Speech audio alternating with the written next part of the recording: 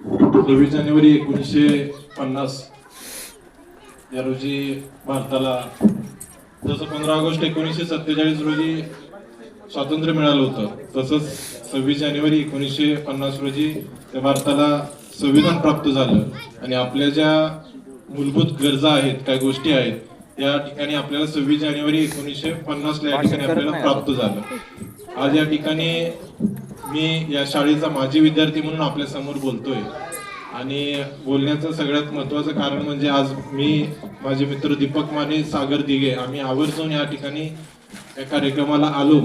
कारण आज जी शाळेसमोर बसलेली गर्दी ही सगळी बघून अतिशय आनंद होतोय की एवढा मोठी शाळा या ठिकाणी तयार झाली, मोठी म्हणली इमारत.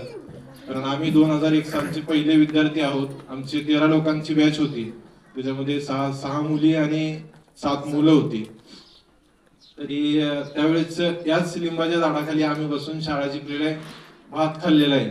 ते दिवस आम्हाला आज या ठिकाणी आठवले आणि अतिशय छान वाटते की एवढी शाळा खूप मोठ्या प्रमाणात झाली, मुलं आली. आज भरपूर पालक पण या ठिकाणी मुलांसाठी खाऊ घेऊन आले. त्यावेळेस एवढा खाऊ वगैरे नव्हता, काही मिळत नव्हता, चॉकलेट शिवाय दुसरं काही मिळत नव्हतं. आज भरपूर गुलाबजाम